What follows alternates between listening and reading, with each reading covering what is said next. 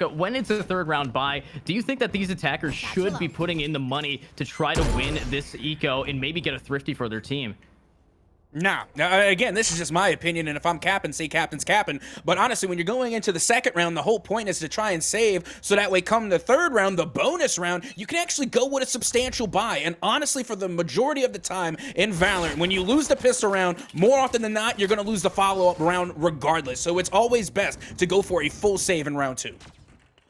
Yeah, and full save round 2 is kind of the best position, I completely agree with you. But with Splooti here, if he's able to get Toyota, he can actually get a great weapon, but unfortunately he's gonna go down. The Sage heal is already gonna get used. Tvill gets one, but at Soka, there's a lot of stuff going on inside of B here. Enemy remaining. Spike down. Yeah, a lot of stuff indeed, and already, yeah. There's a lot went down, and a lot went down quickly, as you can see. Tvill will be able to take that round number 2 in a pretty speedy fashion. Yeah, that was a very fast way to try to take onto that site. And honestly, I did not expect them to get absolutely destroyed like that. Yes, we saw the Reyna push up there and held that jet down quite nicely. But the problem, of course, is going to be a weapon diff. And when you have a Spectre, a classic is just not going to be good enough. And of course, we also saw that Sage used up a heal a little bit early. And honestly, look at this great gameplay coming out from Tvill, trying to get this lineup for his team. And he is finally going to get up there perfectly in time. Yep, and now already starting things off very quickly. It will be Flinty to get the headshot, but then Whiteout being able to get one on Ash. And now Whiteout again popping off for Tvill. Now he's going to take out the Sheriff. Just playing a little bit of peekaboo around the corners. Again, that shoulder play as Whiteout is forced to back off and try and find some cover.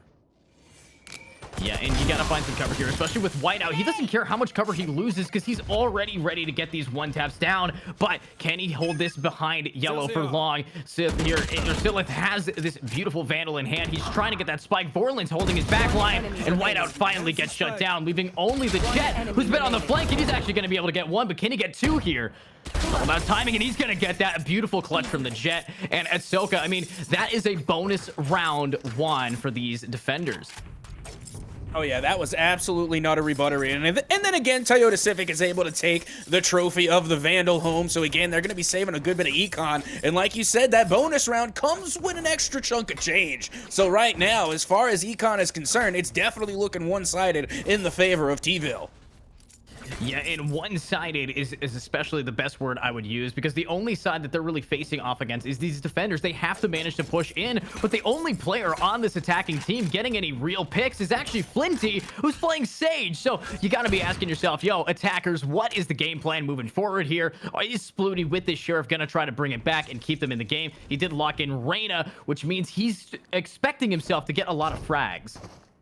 Yeah, especially when you're bringing that Reyna pick to the duelist. Like, don't get me wrong, you know, we've talked a lot about the double duelist comp going into this matchup, but when you're talking about the double duelist, you know, we even talked about it before we got into the show here tonight, is that, you know, Reyna kind of falling out, you know, I guess in the meta of Valorant, where you see more Jets and you see more raises as, you know, we go on into the Valorant ranked season. So again, that Reyna pick is, you know, we do have high expectations for it, to say the least. Yeah, and you gotta say it, high expectations falling on deaf ears with Tvill able to get nice, clean flank push, getting out 2 players, and now it's up to Flinty here, who can't even get a single one. Another flawless round for these defenders. I mean, what are we seeing outside of just an absolute pub stomp? I mean, Whiteout, he's got 5 kills. Toyotacivic is at 7, and he's got his ultimate with 7,600 credits. If anybody has money, he's the guy that can give you a loan, hopefully not break your kneecaps to pay you back. But what's gonna happen now that we actually do see a disconnected player? I think we might have to go into a little bit of a technical pause here. Hopefully he reconnects soon, but it's all about timing. Yeah, I mean, it feels bad, but, you know, in a lot of these tournaments, you know, we have the underlying rules, unfortunately, sometimes that you do have to play on. We can go for a tech pause if need be. But, you know, I've seen tournaments where they just had to play on for better or for worse. But we're getting ready to see how this is going to play out as we head into round number 5. Again, it will be Tvill with an astounding lead so far. Yeah, I mean, Tvill's fans, they weren't able to reconnect fast enough. I mean, they told us not to pause, so we got to hand it to these players. They are confident right now. They don't need a pause to absolutely crush it. A 4v5 doesn't matter, but VzInfamous is going to get shut down by Hash, and Flinty's ready to push forward. He's got that spike available, and he's going to have to try to plant this down. Well, here we go. This is going to be the first attempt to get the spike down, and there you have it. It will go down on the A side after 4 tries. And now we can see this could very well be the first win on the side of Vorlin. If they could just solidify this last kill on none other than Tvill. Tvill going to be sneaking their way over on towards this A side. Has quite the mountain to climb to try and get this retake, and they are simply just not going to get it. And there you have it. Vorlin will be on the board for the first time in game number 1. You know, Vorlin popping off on the map now as a team, but the one thing that we have to ask is how did they do that? And the answer is Hash. He came out there and he was a hash slinging slasher, absolutely able to cut these people's tires and cut their momentum completely. They're not going to be able to ride away, but luckily they still have some money to spend here. And now Whiteout has been in the game. He is reconnected, so this might just be a one-time fluke unless Hash can continue to hit those 4Ks like they need to. Well, let's see if they can do it again as we get round number 6 well and underway. Toyotacivic going to be going high up on the platform. Will get the first kill of round number 6. And now they know exactly where the spike is. Spike has been pointed out, and now you can see Splooti taking some damage here. Will only have 17 health left to their name, but they're lucky they got away with just that. Wow, I mean, Tvill gets that one pick on Vorlin, but Hash, he's actually consistently getting these frags for his team, making this a 3 against 3. The Reyna incredibly low, still has her ultimate though, so if she needs to heal, she can absolutely do that. But here's Toyotacivic in a pretty nice spot against the Omen, but can the Omen actually hold this down? And I think Toyota knows exactly where Hash is. It's all about time with Silly getting in, and Toyota, he's gonna timing Hash getting that nice clean headshot, but it's a 2 against 2. The ults are in the favor of these attackers, but can we see Silly C getting in here for the final blow with only 40 seconds remaining at Soka? Don't get me wrong, the ultimates are definitely in the side of Tvill right now, but with that being said, that Blade Storm can do a lot in a little amount of time. So if they do decide to pop the Tour de Force, you know, I can definitely see the Blade Storm being able to, the Blade Storm being able to really, you know, take that in an advantageous position. But now you can see as the spike will go down, it's going to be up once again to the rest of Tvill to try and get this retake. And finally, we will see that race come in all the way over from that B site. All the way over from B. It's going to be a little bit slow, but with how low Splooti is, if you can't get this pick on a Toyota, he is going to go down. And there it is. Whiteout able to absolutely black out Splooti, making only Silly C trying to get in here. He's got his ultimate available, but that's going to be a showstopper, stopping the show. And Defenders now taking it back, and another win for them. 5 down, only losing 1 so far. That was so nutty because we were talking about that one going in, is that the attackers, they had the ultimate advantage, and then Whiteout being able to get that final elimination on Splooti gave them just enough to get the showstopper, and then there you have it. That was a pretty impressive win coming from the side of Tvill as we get ready to head into round number 7. And you want to talk about ults, every single player on the side of Vorlin is going to be coming into this round with their ult ready on standby. I mean, that ultimate power is insane for them getting onto this B site, but with Whiteout up here, he's in such a perfect off angle. Yes, their Tour de Force is out, but this is what Tvill likes. He's baiting for his teammate, and that's going to open the door for this beautiful flank, getting himself 2. Hash is going to be able to get the trade for both himself and another. Can we actually see if this 3v3 will still continue in the favor of these attackers with what Hash is doing? He's really just hashing out to win this game, but Toyotacivic, he's got himself that Vandal, and he wants it. He needs it to get on the crosshair for one head. Infamous is going to take out Splooti, making this down in players, but Toyota, he's pushing out, and he almost gets timing, but he just barely dodges right past that Tour de Force. And here we go with one person, and Silsey gets it. He gets 2, but can he get Jaxys? One enemy remaining. He gets it. There's only 1 left. This is going to be a very intense 1v1, and I gotta tell you, as the spike continues to tick away, only time will tell. They're gonna go for the fake defuse here, trying to draw out Silly, but they're not gonna fall for it. They're gonna continually to play the bomb, or play the spike rather, and just try and draw this one out. Once again, Jaxys trying to stick the defuse here, but again, here comes Silly around the corner, and there you have it. They will be able to get that final elimination, and Silly C will be able to finish that round out with a 3-piece. You know, he was able to get that and get in there. We just, you know, honestly, is it Silly or is it Chili? Regardless, it's backwards, but his gameplay is not. He's 7 and 5, able to clutch that round beautifully. Hopefully, Chili's here can actually keep that up. You know, Hash has been bringing his A game. We're really seeing these defenders kind of pull it back, but look at these duelists on the attacking side. 2 and 6, 1 and 6, with both ults still available. Very questionable coming in here. Can we see Vorlin, who is going to be the team captain, turn out not to be the bottom frag of his team? Hey, I gotta give it to Chili's because now they got me second guessing myself. I don't know how many of these names are actually just backwards.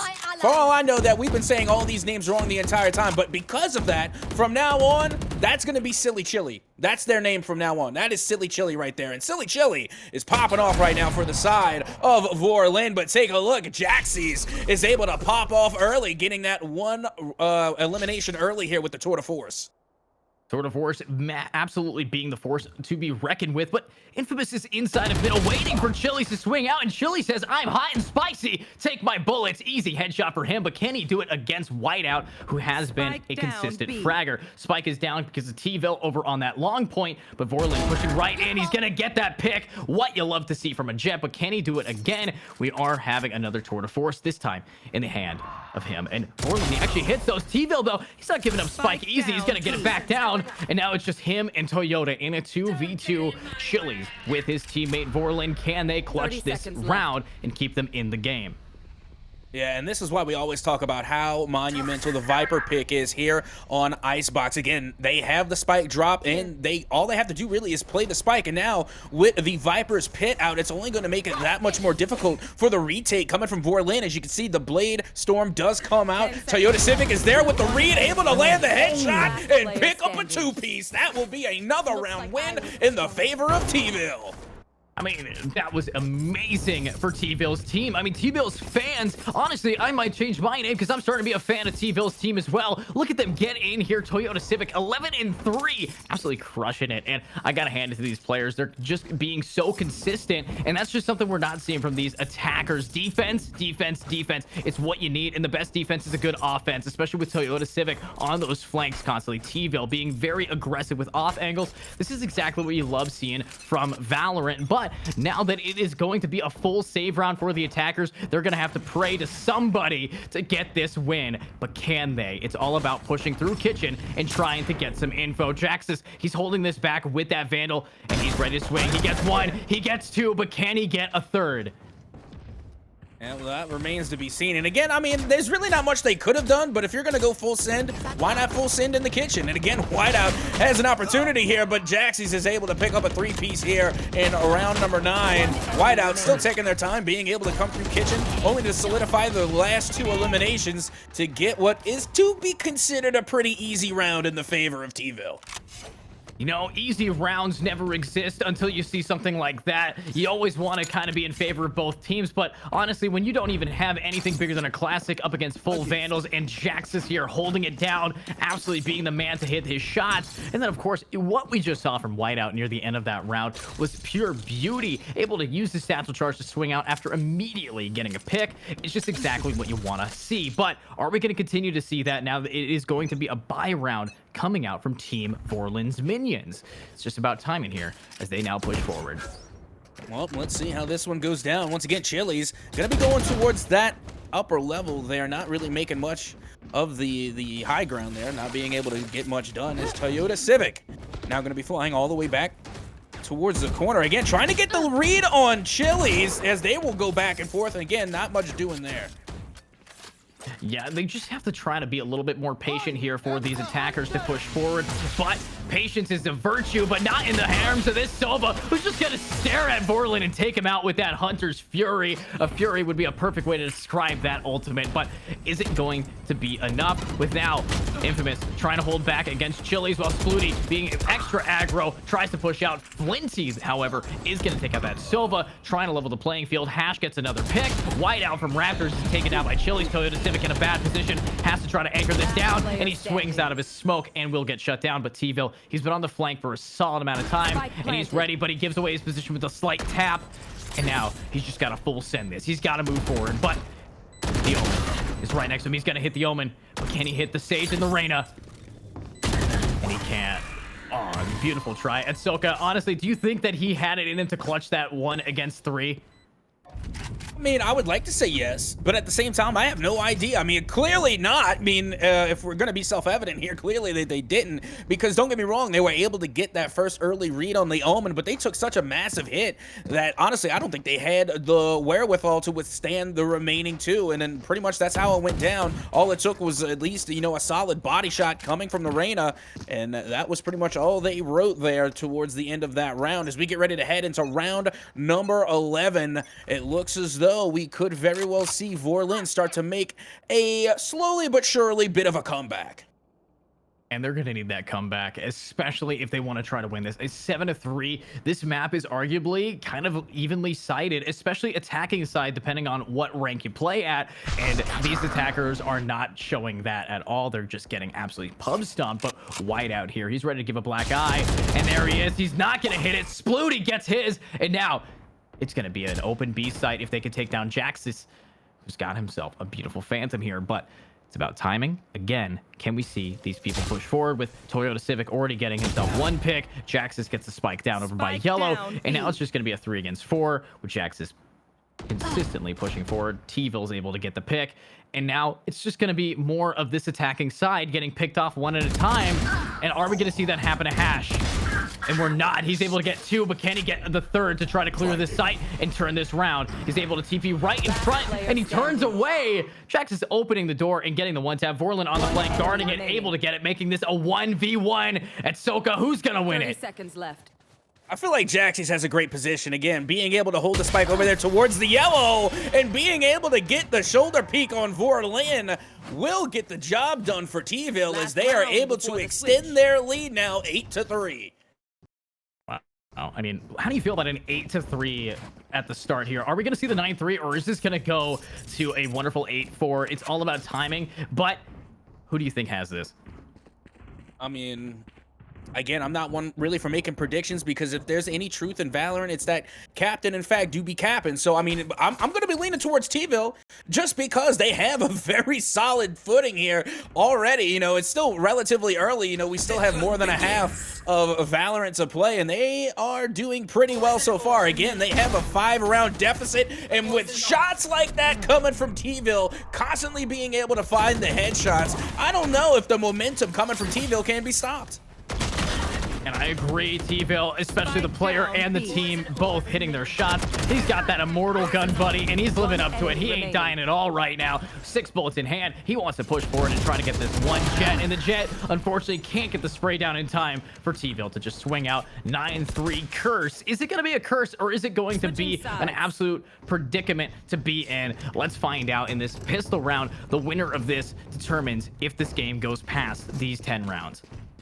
And you know what's funny? For so long, I didn't even believe in the 9-3 curse. You know, I'm like, oh, this is just some nonsense, some pish, posh, poppycock, poo-diggery, and just straight up Skylarking. It's nonsense. But then after a while of being more and more involved in Valorant, I'm starting to think there's something to the 9-3 curse. Now, will that apply here? Again, I'm going to be more of a skeptic, and I'm going to say not. Yeah, I mean, we got to be a little bit of a skeptic here, especially when we're seeing the player Whiteout in Toyota. They're going in with such vigor and not getting punished for it at all when they're going against attackers. They're on the defense and they're playing like their life depends on it, and it's a death match. Can we see Flinty, though, try to wall this off, keep his teammates alive? He is going to let that recon hit him, but he only has one classic. He's already used his wall in Toyotacivic. He's ready to dash himself in with Whiteout to boot. There goes a Roomba for info. Let's see who's going to actually take this. I do like the flank developing from mid right now. Are we going to see a big pick? Tvill is able to get one, but they know there's 2 more. And Chili's able to take out Infamous. We do have him again with that headhunter, but can he hunt the head? He can pull out his credit card trying to bribe the enemies, but they're going to decline it. Shoot him right in the head, and Tvill, you're going to have to get this to push forward and find the rotate. Flinty able to get one. Now it's going to be a 2 against 2 at Soka. Yeah, and don't get me wrong, if you're going to go for the B rotation, now would be the perfect time. You narrowed it down to a 2v2 scenario, and then all the while, you have Toyotacivic watching the mid, waiting for the Omen to peak, and finally, you can see the jig is up, and now Toyotacivic is going to go full send over to B. And they're going to have to full send fast, because a 40-second timer is ticking down right now, and you got to touch the site, and it's going to be hard touching a site with a shorty camping the close left corner here. Can we see Hash, though? He's got that frenzy, and he's been quite the fragger. Move forward and try to win this. I like the patience that we're seeing from these players, making sure not to give away their position quite yet. But Toyota, that shorty, he's ready for it. And no, he's not ready for it. He looks away right as Flinty pushes up, and these defenders are going to take pistol round. A huge advantage here for them. They are going to give the defuse over to the Sage, hopefully, so they get an early resurrection. But honestly, defenders winning that opens the door for a potential comeback mechanic. Most certainly does, and it also makes a pretty good argument for that 9-3 curse we talked about. You know, we were going into this as skeptics, but so far, I gotta tell you, Vorlin was able to make the case going into that first pistol round here in the second half. And again, they will have a little bit of an advantage here in the second round of the second half, as we like to say. They're going to go fully loaded out with Spectres across the board in what should be a round win, but still, we cannot count Tvill out. We can't count him out, especially since Infamous, he bought himself a Spectre. That is a big weapon to buy second round, especially after losing pistol. So are these attackers now, with their somewhat of a force buy, going to be enough to get in here? Beautiful use of util coming up from Whiteout, trying to nuke that poor Sage, and it's going to work out. Whiteout will get that pick, but Hatch, he's up top, and he is going to get shut down. These attackers have forced up, and they're ready to force these defenders out of this game. And you see, this is what's crazy, is that we actually talked about this even prior, as Infamous will go down the Chili's, and again, Chili being able to pop out that the head hunter there, now going to switch to the Spectre. But we already talked about it. We said that more often than not, you should go full save in round number 2. Now we're seeing that the risk coming out from the side of Tvill may pay off, as they decide that they're not going to go for the full save. They're going to try and work with what they have to try and secure a win here and deny the bonus round for Vorlin. As now the spike will continue to tick away here. Vorlin trying to make their way around and try and really nail down Toyotacivic, but again, this is proving difficult. Now you can see it will be the final elimination to go down for Whiteout. On to Vorlin and Toyotacivic. On to Splooti. And there you have it. The save round was denied. And Tvill were able to answer back in a spectacular fashion. I mean, that was a beautiful play by these attackers, able to force up, especially Infamous. He risked it all. He was the only one on his team to really full send the Spectre purchase. But now look at them. They have enough money to buy Vandals here. And these poor defenders are almost left defenseless against them, with only a shorty in the hand of Chili's and everybody else rocking that classic. It's going to be a bloodbath this round here at Soka. And, you know, it probably should. But with that being said, you know, like we were talking about prior, is that whenever you don't go with the full stay, if instead you go for, like, kind of a forced buy, it's a high risk, high reward. You know, they risked it all, and they was able to come back the next round with all these Vandals. And I guess Chili's doesn't even need the Vandal. They're just going to take out a knife and do it the old-fashioned way and do it with some melee, as now they will be able to pick up a Vandal off the ground. And we can see it is now a 4v2 scenario in the favor of Vorlin. You know, I thought it was going to be a bloodbath, but I did not think it was a bloodbath over at B long for the attack. I thought defense was going to absolutely get pushed back, but the knife came out, getting him a pick, and Vorlin, he got a pick with the classic. It's up to Whiteout, who has won these before, but can he really clutch up against these players now fully armed to the teeth with Vandals? Here we go. Whiteout pushing right into this man, Vorlin, and he's going to get that pick, but he also has a spike. He needs to get another one, and he can't. A thrifty round for defenders. It ain't over till it's over at Soka. We really think that that's going to come back? I think so, and I'm hoping that we're going to see some more Valorant today. And it's starting to look that way, and I got to tell you, Vorlin absolutely needed that round. They went into that round, I will tell you, even at more dire odds than Tvill went into the save round. Like, they literally had to win that round, or this lead would have gotten to a point where it would have nearly been out of reach. And now, as we get ready to head into round 16, it's starting to look as though we have more of an even match coming our way.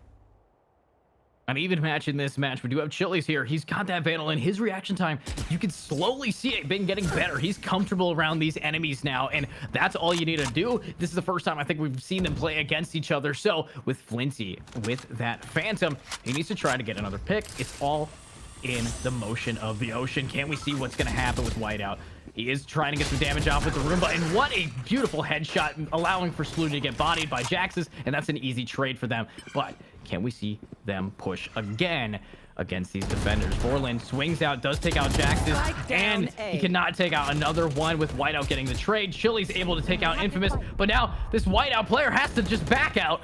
before he gets shut down. Toyota from mid takes out one, but Hash gets the trade for his teammate Chili's, and Flinty, he is ready to go. I like this. The spike is going to get rotated over, and Whiteout just has to try to get that bomb planted, and hopefully Tvill can try to back him up. He only has a Marshall, however, and his ultimate is up. So if they get on that site, it's all about how Hash can hash this out. Well, here you go. Hash is there and waiting. They can hear the footsteps. They know that Whiteout is there. They're going to peek around the corner, but Tvill will land the shot with the sniper. Oh, my word. They have themselves a 2v1 advantage as the spike will continue to tick away. And now Whiteout looking to put this round to bed. Going to be trading crossfire here. And there you have it. Tvill will be able to get that final elimination on Flinty as they will secure another round in the favor of Tvill.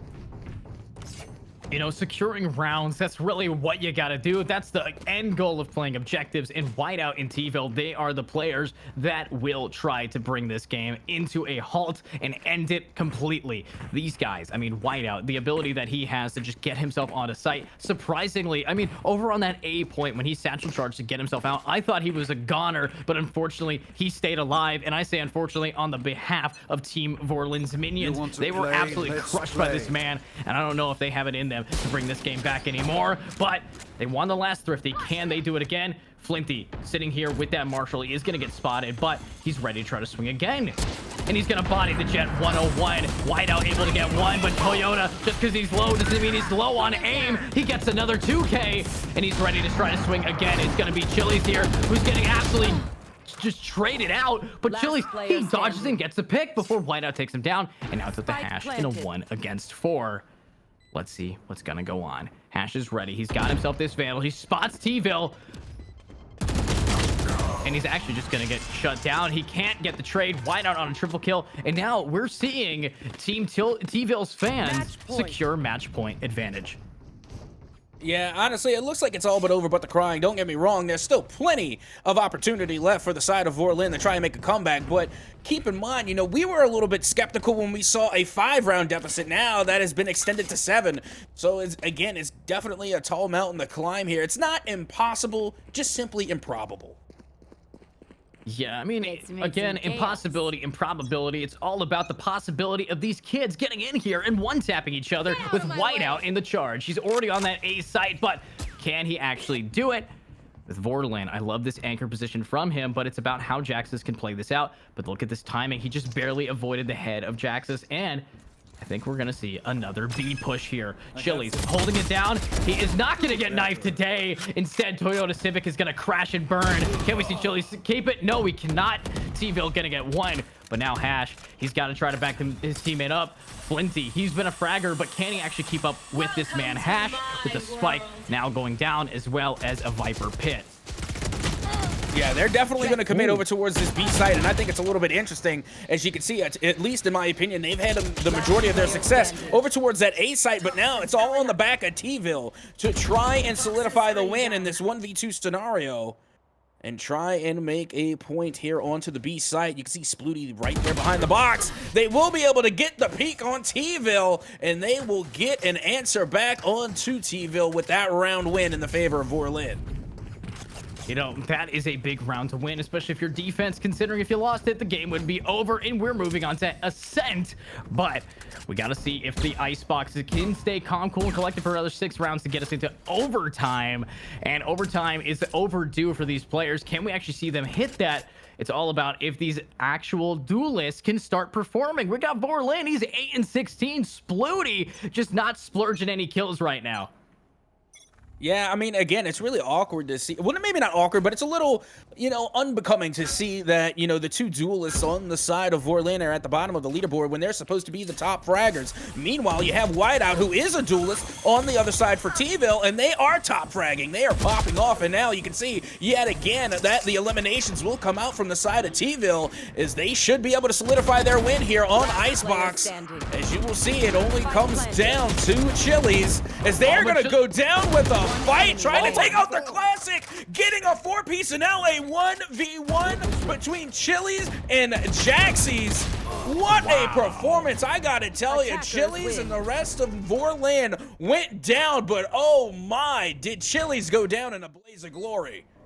I mean, they went down with a blaze of glory on a map of Icebox. I thought it was going to be calm, cool, and collected, but Tvill Fans, I mean, that was just a bloodbath. 13-6, a 31-minute game. I don't think I've ever seen a game end so fast on the map of Icebox, especially with Whiteout. 22-11. That man just performed so beautifully there at Soka. But I mean, do you think that we could actually see a repeat of this game into the next? Is it going to be another 13-6, maybe even a 13-0?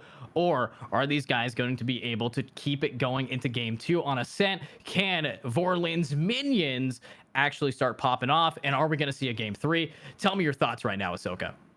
Now, you see, this one's tricky because I got to tell you, Ascent is a little bit different than Icebox. It's definitely a different comp when you're going into it. I think we're going to see a lot more KO picks. For some reason, Ascent just seems to be the map for KO. So again, we're going to see a difference coming out through the agent comp. So again, that's going to be a big difference going into this one because, of course, Whiteout was able to pop out on the Raze, but will they be able to keep that agent as they head to Ascent? Like, what will the change-ups be? Will we see a different playstyle coming from both of these teams? It all remains to be seen because Ascent is such a different map than Icebox. But with all of that being said, I will admit that it seems that Tvill does have the momentum on their side, especially after a spectacular game there on Icebox. I think they could just very well carry that momentum over into the next map. Yeah, and we're going to find out what that next map is immediately after this break. It's been great casting for you guys here. Of course, my name is Jaxys, and of course, I'm joined by the wonderful Captain Ahsoka. So check him out on Twitter, but we'll be right back with Game 2 on Ascent.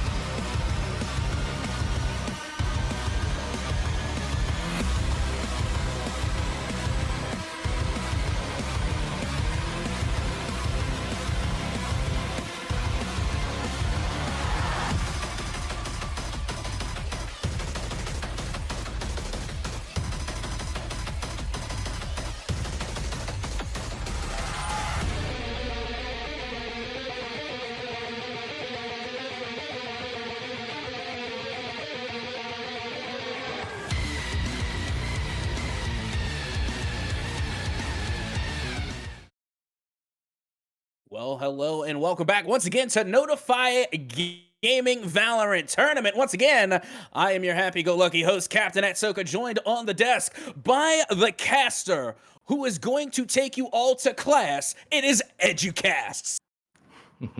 Nice to be here again.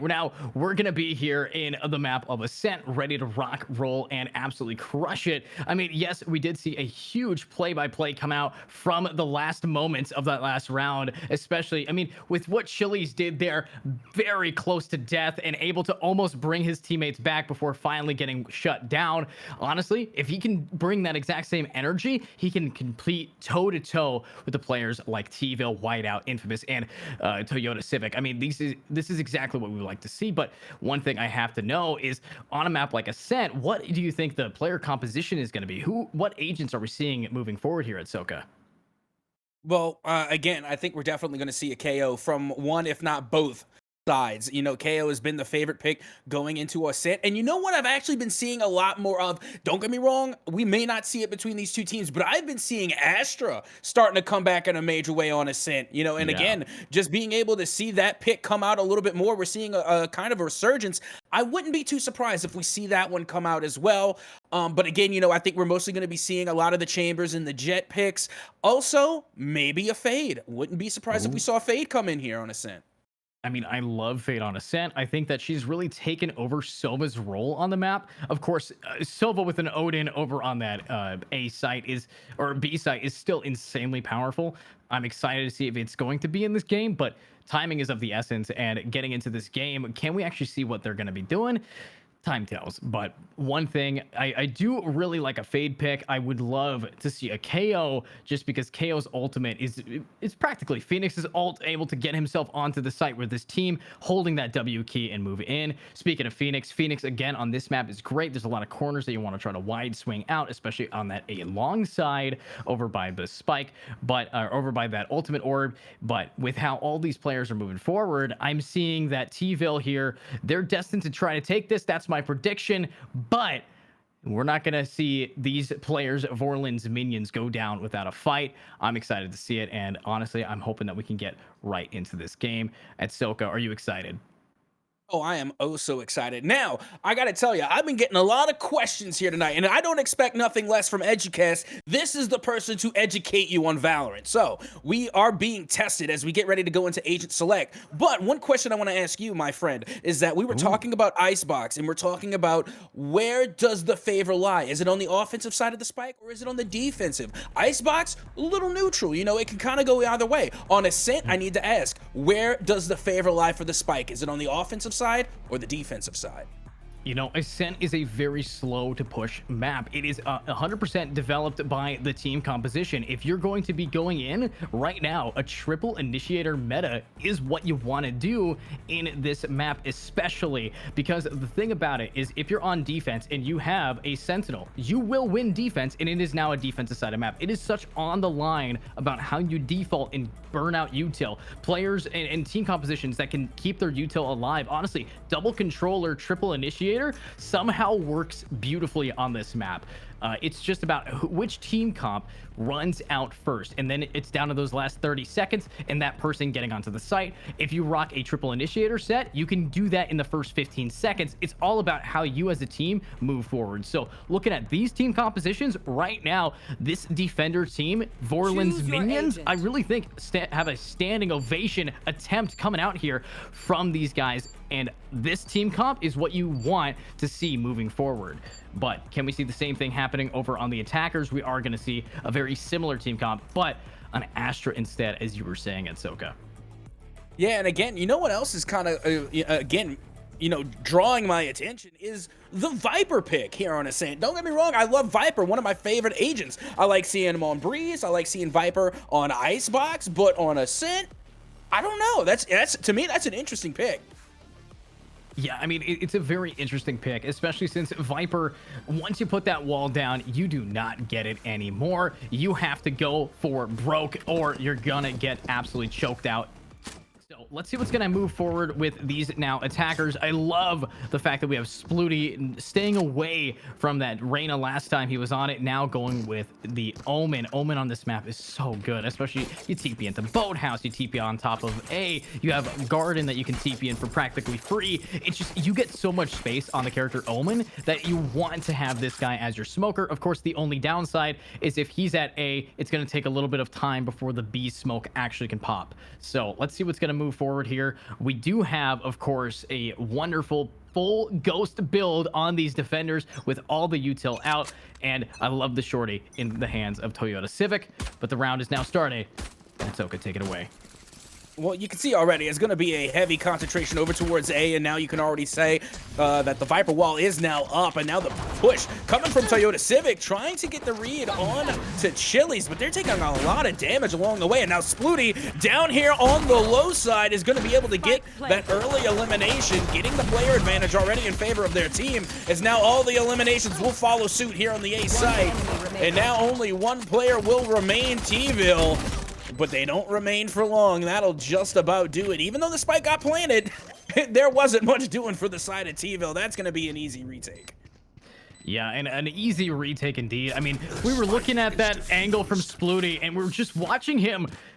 Was it just me, or did we see a Chamber try to Tom and Jerry chase the other player with a baseball bat? It kind of seemed right out of a cartoon, the way that Chamber, instead of using his gun, reloading, just decided, I'm just going to run at him with my baseball bat. But I'm hoping that, you know, these cartoonish antics do end soon for these attackers, because they're going to have to pick it up if they want to crush the player like Splooti, who's on a 3K right now at Soka, and they are fully buying. We are seeing a little bit of a light buy coming out from the attackers here, and again, another A push.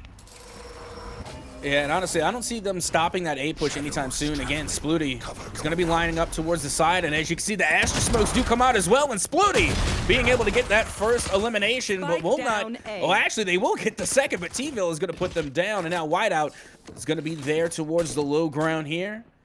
And again, it is going to be a full send towards A, but this time they have yet to plant that spike.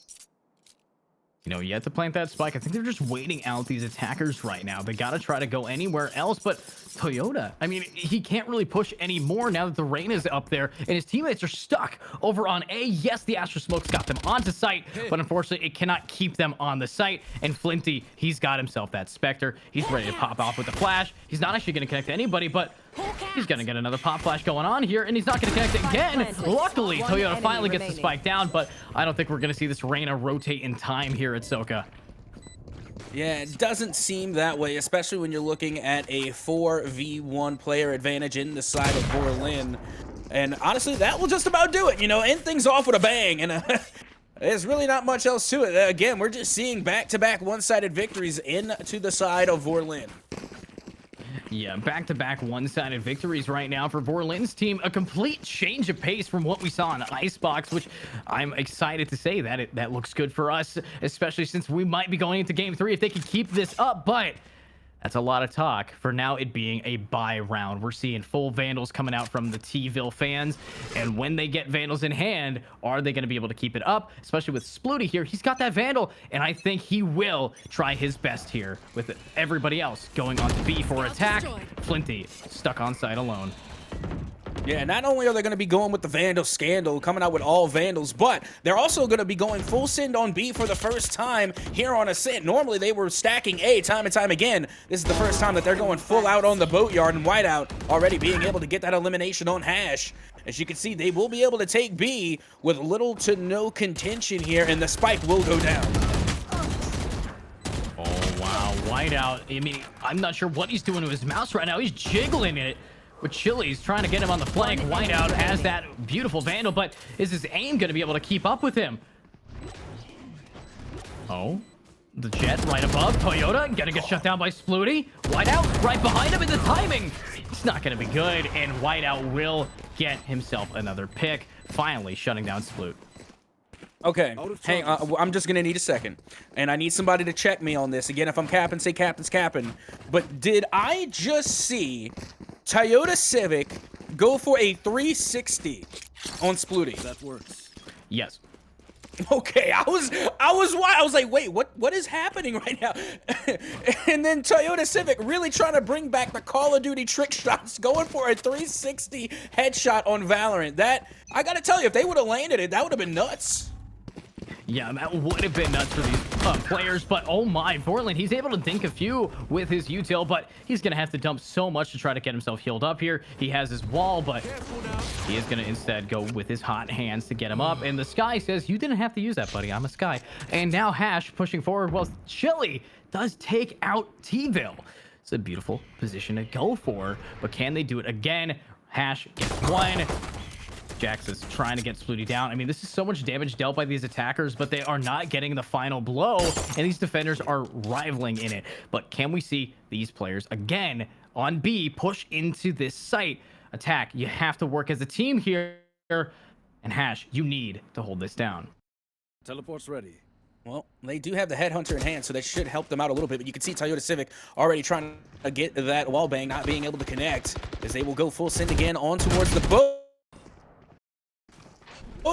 But now Jaxys is able to take down Hash, and Jaxys will be able to get the spike down onto that B site. And now it's going to be all about the retake coming from Vorlin.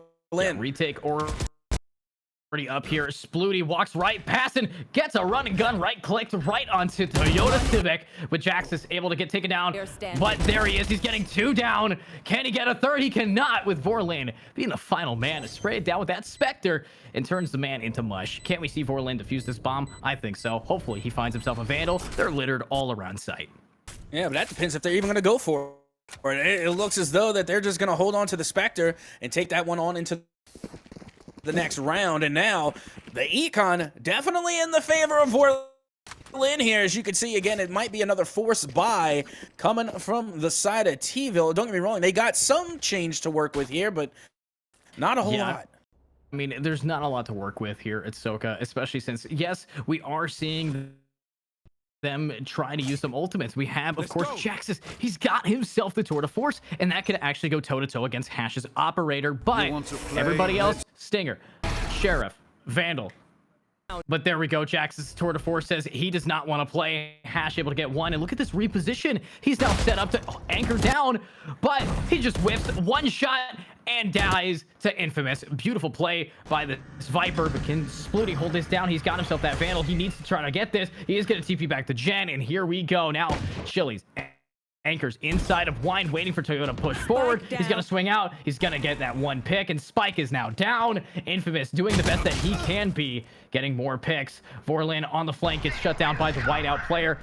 And now it's going to be a 2 against 3 here, with Infamous wanting to get into heaven, and he'll get shut down by Splooti. And now you can see Chili's being able to come through with a quick shot on Whiteout. And it looks as though maybe, just maybe, Vorlin will be able to walk away with yet another round win. You can see Chili's now coming out from the side, is going to throw the blind out, going for the melee kill, but will come up with not, as Tvill will be able to lay down the shot with a shorty, only to fall to Splooti. And there you have it. That's going to be another round win in the favor of Vorlin. You know, honestly, Vorlin, they are bringing their A game. Yes, they're pulling out a very early Operator on Ascent, but as long as they can keep that in their hands and not give it to the enemy chamber Jaxys, they can absolutely win this game.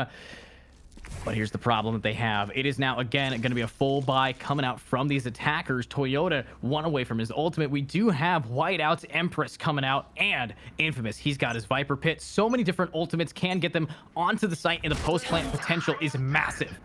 With them now pushing forward. Well, here we go. You can already see Hash trying to get some shots on with the Tour de Force. Will not connect on the first attempt.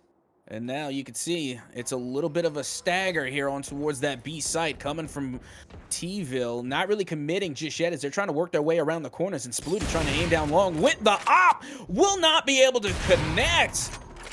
And again, what woulda, shoulda, coulda been an early elimination will be all for naught, as now the full push will come through from Tvill. We are seeing a nice Sky ultimate coming out, but Toyotacivic says, nice ult, buddy. I'm going to click on your head. And now, attackers, they completely own this B site. The bomb is going to get planted default right outside of Boathouse.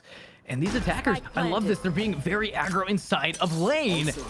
And just waiting for everybody to try to push forward here. Hash, he's got his Tour de Force. He's ready to try to keep holding this down. Tvill on the flank.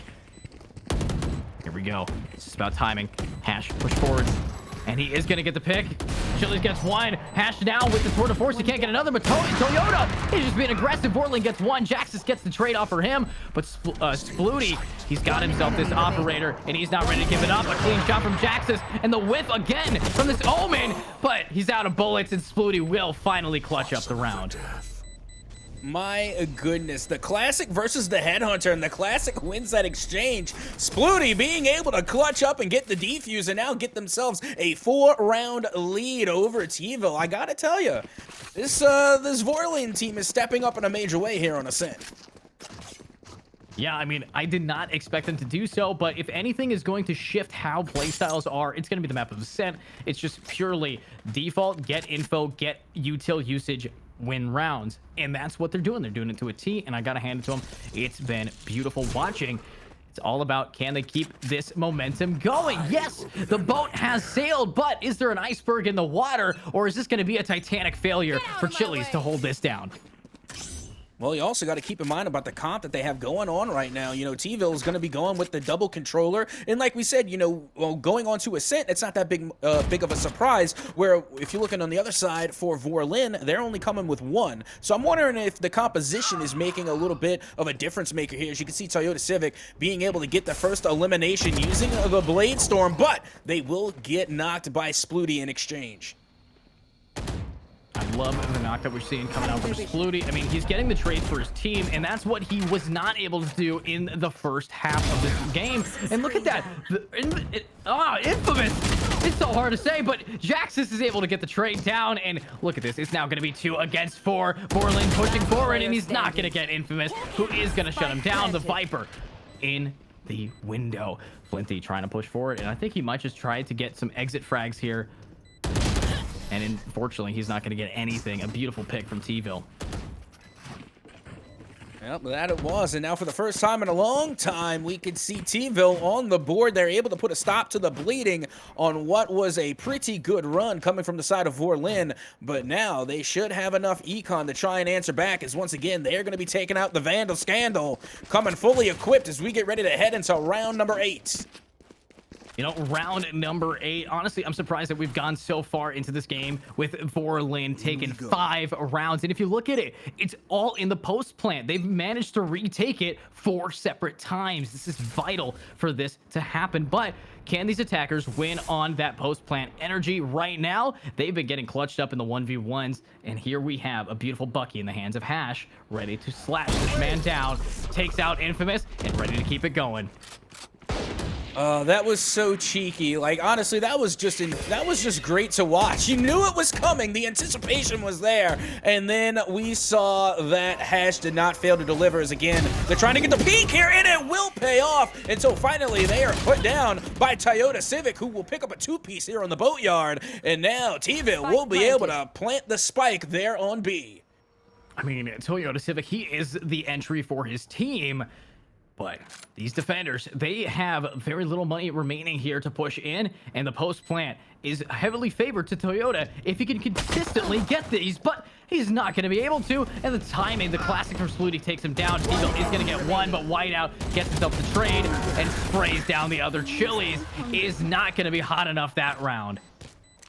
And you know, I was a little skeptical of the Reyna Duelist. You know, we're talking about the Duelist pick. And honestly, again, I'm surprised that we haven't seen a Raze come out. But you know, the Reyna pick is doing pretty good so far for both of these teams. Again, you can see both for Chili's and for Whiteout, both playing the Reyna Duelist. They're right there, smack dab in the middle of their respected scoreboards. So who knows? Maybe the Reyna pick is pretty good here on Ascent. You know, Reyna pick, yes, it has been incredibly decent on this map, but when you're only going 6 and 5, what Reyna does is she elevates the kills she already gets. She doesn't help herself get any kills. So, can we see if Splooti can hold back against all 5 now completely rushing this? Toyota making so much noise. Splooti can have time to hold this down, but he's going to have to reposition. He's blind, and he's going to get caught with his pants down. Beautiful shot from Toyotacivic onto Splooti. And now this is going to be A site all for them, with Chili's inside of main, ready to get the flank. Infamous shuts down Hash, and he's ready for another one. Unfortunately, can't get it. There's one. A. Chili's gets another, and this is all that they need. The spike, it goes down in top of heaven. The attackers are in such a bad position, but Whiteout on the flank, he's able to get one. He needs to get 2 more here at Silka. I have the spike. Yeah, well, good news is at least they have the spike going for them right now. Whiteout going to be making their way down and will get picked off by Vorlin. What a shot to end the round. And now we can see it will be a 3-round deficit in the favor of Vorlin. Don't get me wrong, still somewhat of a comeback coming from the side of Tvill. They were able to shrink the deficit from 5 now to 3, but still, Vorlin doing a pretty good job of holding on to their lead. Yeah, and I mean, holding on to their lead beautifully, 6-3. But one thing about these attackers is that they have an Astra, a Reyna, and a Viper. Yes, Viper on attack on the map of Ascent is horrible because you don't get the ability to rotate. But Viper on defense, it's almost as good as a Killjoy. But now we have Chili's here trying to see if he can take out said Viper, and the answer is no. Can we now see Splooti hold this down with the Vandal against all 5 pushing him forward? Tvill, he's ready to try to hold it down, and there goes your ultimate. Nice try, but the Viper pit is going to get absolutely crushed with Splooti now on a 3K. Beautiful transfer from each player. Now last one in Gen. Whiteout gets one. He pops his Empress, but he needs to anchor down. He knows that there's one close, and he's gonna get judged, and he's judged poorly. Beautiful round. Yeah, that was a feels bad. I'll be completely honest with you, just because we saw how many ultimates got used there in the last round and how many were all for naught. Again, that was a feels bad round coming from the side of Tvill. As once again, we will see a 4-round deficit in the favor of Vorlin as we get ready to head into round number 11 here on Ascent. And again, Vorlin definitely are showing up to play here in game number 2. You know, game number 2, it is already off to a beautiful spot for Vorlin's minions. And these minions are absolutely just crushing it. They're getting all the picks that they need to. And these attackers, they have to try their best to swing out. We do have that chamber beautifully sitting inside a cubby, but he's not going to peek it until he knows that it is safe to swing. And he ran up Vorlin inside of Market, tries to get himself a pick, but he's slowed, vulnerable, and has to run away. Hash gets the spike down, and now rotates around. Splooti inside of main, middle, trying to get those picks, but no gun play through Pizza will get him any kind of picks. No tip for him. With Toyota, he's got his knives out. This is what we love seeing from Tvill Fans, and Vorlin gets himself another one, but there's Whiteout for the trade immediately, keeping his teammate in this game. Can we see it happen again? Tvill is going to disconnect, but Vorlin trying here, and what a pick from Vorlin, able to get that. Now he's the last alive. He's going to try to dodge away, but only one bullet, and it's all over from the Reyna difference. Chili's on the flank. Last round in the half. And once again, we will see Vorlin get their 5-round deficit back as we will take our first time out of the series. And this time, the timeout will be coming from the side of Tvill, as they're going to have to talk some things out because whatever is going on their side is not working so far here on Ascent. Yeah, I mean, it's not working out at all. I think it's got to be down to what you pointed out at the Agent Select. Viper on this map is just... it's not what you want, and it's showing that to be the case with, yes, Infamous, he's getting in there, he's getting the picks, but he's 6-9, he's not getting just one, he's getting maybe 0.8 of them. He needs to do more, he needs to get all of his units onto the board, and he's the controller. He's got to make space, he's got to control this map, and he cannot on the Agent Viper. Hopefully, with a little bit of a map switch here, hopefully not a 9-3 curse, he can try to bring this back and end it this game. But it's all about how these players can actually turn the tide of war, especially since we are losing one player. I think we have all the reconnects, but with that timeout and a little bit of a nice time to breathe, are we going to see that happen, Ahsoka? See, again, this might be the hot take of the day, but I feel as though that in the beginning of this match, Tvill was playing with their food a little bit. You know, they were feeling very gassed up from their huge win on Icebox. You know, they had a lot of momentum. They had a lot of wind in their sails. They came out to here on Ascent, and they kind of played around a little bit. Now, they're starting to feel the repercussions of not taking Vorlin a little bit more seriously. They decided to come out and play with their food. Now they're starting to choke on it, as you can see once again, that it will be a Vorlin who will be holding on to this A site, and finally a double elimination coming from the side of Tvill will break them some ground here on the A site. Wow, and ground has been broken, especially by Chili's here trying to get some picks, and the retake is already underway. Beautiful shots from Chili's, but he gets emptied out right in front of Whiteout. Beautiful play with Splooti. He's got himself that Vandal, and he has been fragging out. And I think with the help of Vorlin, who's now finally on the map, can't we see this retake? There's already one, evening the playing field, and the chamber is going to re-peek it. Splooti gets one, but he doesn't know where Tvill is. He's got no clue. Cover going out. Smoke is going to go out, and he wants to get this halfway, but we have the Astra playing patient, walking right behind him and clicking on his head. Beautifully played by that Astra, and we're going into an 8-4 switch to the side. Switching sides. Yeah, I got to tell you, that's the way you want to go into the second half. Like, you know, what we're talking about, you want to avoid that 9-3 curse. You know, all suspicions and skepticism aside, they're going into the second half with, you know, I guess the not as bad scenario. You know, it's 8-4. It's still very doable. Yes, you're at a deficit, but still very likely to make a somewhat of a comeback here, especially when we're talking about how Viper is a lot more viable on the defensive side of the spike than on the offensive side. So who knows? We could see a turnaround come through for Tvill in the second half. Yeah, I mean, we're hoping that we see something come out from these players, but Tvill, I mean, yes, you guys had a rough start. Luckily, getting away from that 9-3 means you might be able to lose pistol and be okay, but Toyota doesn't want to lose it. He wants to get this one tap, but that's going to be a dog bite for 30 damage. Already way too much to lose on no trade. So, can we see these guys try to take this A site? It's going to be another retake, but we have a Phoenix at top mid. Vorlin, he wants to get this trade. And now you can see the push coming through over there towards the side. Is Splooti able to pick up Jaxys over there towards heaven? And I gotta tell you, that was a great start coming out from the side of Vorlin. As you can see, the retake is underway, and now it looks as though Tvill may be able to have an advantage here, but all the players will be getting knocked in. Toyotacivic definitely went on a tear, but it wasn't enough to get past Vorlin, as they will be able to take the first round win here in the second half. I mean, Vorlin taking that was huge for them, especially since that kind of sets the bar of the motivation that these attackers have. They want to win this game. They want a game 3. That mystery box prize is going to just open up and reveal something magical, but they first have to get their hands on it. Can we see what these players have to offer, especially since right now we're seeing a little bit of a back seat being taken by the team Tvill's fans. I'm hoping that they can try harder and get this dub, but so far it has not been going in their favor. Flinty gets some info with the dog, and it's Soka. It's going to be another default for these attackers onto the defense. Yeah, and right now, honestly, the offense is looking a little bit scattered. Yeah, you got two players with the spike, need I mind you. Looks like they're heading more over towards that A site, but then you have 3 others who are hovering around mid, even more over towards B. So again, very interesting spread here as Splooti is able to get the elimination on Toyotacivic. And now Jaxys over towards mid, not being able to come up on to Splooti as they too will be eliminated. And now Whiteout trying to hold on to their position in heaven over here towards that A site.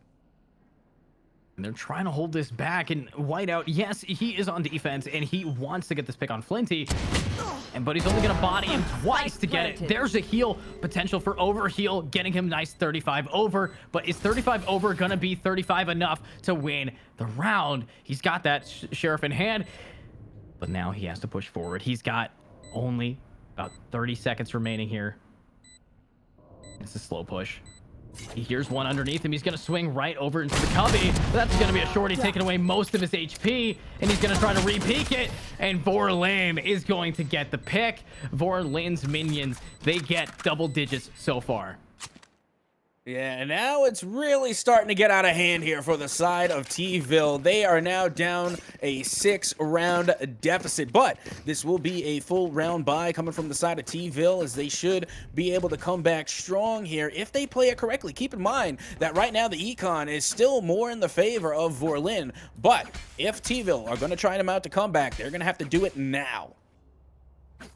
You know, and now is the time of the essence. We have Vorlin, however, this attacking team, they gotta buy up full rifles now. Yes, they could have bonus, but instead they're choosing to go with all of their money forward. Now, Whiteout has to back it up, cannot try to peek that. And these attackers, again, split all the way across the map. Ascent doing the best that they can. And here we have Tvill trying to swing out. Cannot spot anybody, but he is gonna spot Hash. Chili's ready to get the trade. Luckily, Flinty at tiles gets one. Infamous takes out Chili's before Splooti gets a trade. Vorlin gets one onto Toyota. And this is just going to be a back and forth little game of pawns getting taken. But if you're going to be playing a game of chess, you got to see who's the queen. And right now, Splooty's planting that bomb. With Phoenix on the flank, he's going to take out Jaxys. And it's all up to Whiteout again. Last man standing. Yeah, this is going to be a rather tough retake, all things considered. As you can see, they're already trying to come through the side. Being unsuccessful as Splooti will once again come in clutch for the side of Vorlin and will be top fragging, the likes of which we have yet to see here tonight. 24 kills for Splooti here on Ascent.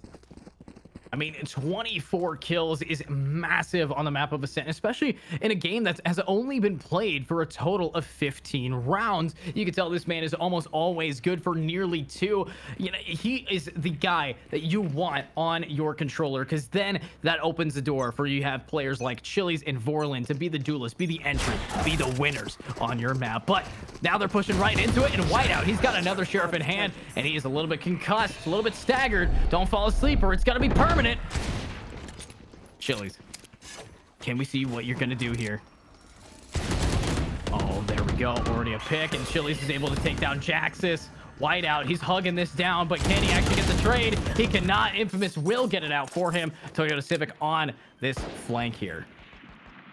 Yeah, and right now it's just looking too good, you know, for Vorlin. It's looking too good. At this point, I would say that this entire round has gone the way of Vorlin. It looks like they're going to be taking a dub here in game number 2. As you can see, the peak does come through. Toyotacivic able to get that read on Vorlin. Now they have a Vandal to work with, aiming down sight, and will get the elimination on Chili's.